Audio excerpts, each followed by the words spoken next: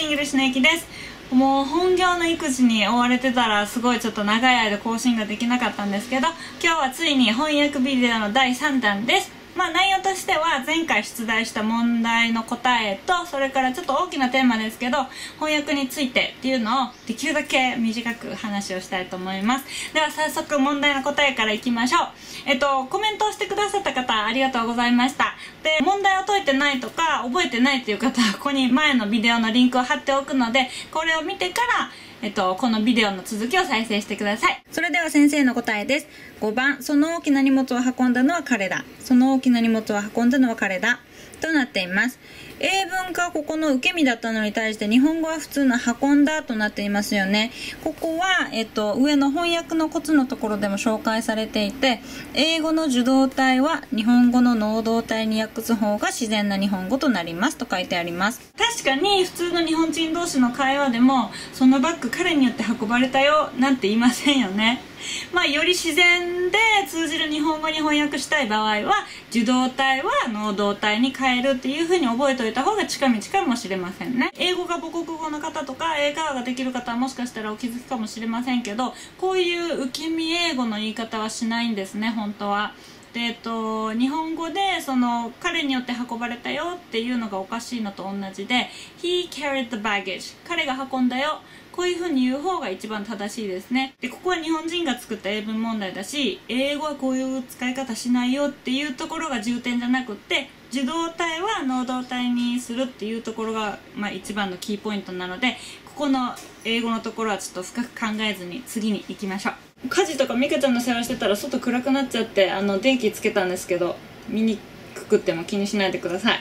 じゃあちょっと本題に入りましょう。翻訳について大きなテーマだし、いろいろ話したいこともあるんですけど、今回は、私が勉強しているユーキャンの教材に入ってた翻訳への招待、この冊子を、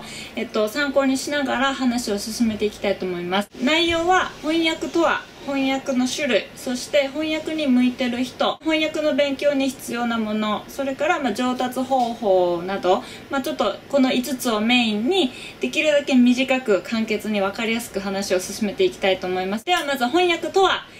この冊子にも少し書いてあるので読んでみたいと思います。あくまでも原文に忠実に全く違うもう一つの言語を利用して元の意味とムードを表す。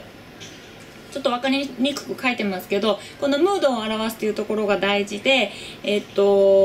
文を使ってちょっと紹介してみたいと思います。Really, you're a genius. Really, you're a genius. この例文をちょっと使ってやってみたいと思います。学校のテストみたいに普通に訳をすると、本当ですか？あなたは天才ですね。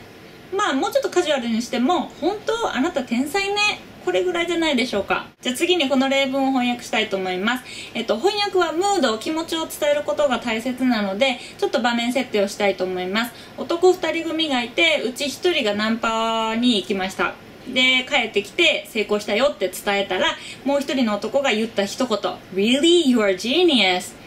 皆さんだったらどう翻訳しますか？私だったら、マジかよ、お前すげえな、お前やるな。こんな感じですかね。ムード伝わりました今。こういった具合に元々の意味をあんまり崩さないながらも、全く別の言語を使って気持ち、感情、雰囲気を再現するのが翻訳ですね。それじゃあ次に翻訳の種類について紹介します。大きく分けて3つ。出版翻訳、メディア翻訳、実務翻訳に分けられます。で、出版の中には本、絵本、小説、新聞、雑誌、その他いろいろ。で、メディア翻訳の中には映画、ドラマ、テレビの字幕もしくは吹き替え、もしくは字幕と吹き替えの両方、あとはホームページだったりゲームだったりっていうのがあります。そして実務翻訳は貿易、特許、契約書、取扱説明書、いろいろあると思うんですけど、事務書類一般というイメージでいいのではないでしょうか。私が一番興味あるのは字幕翻訳なんですけど、英語ができるからって翻訳ができるわけじゃなくって、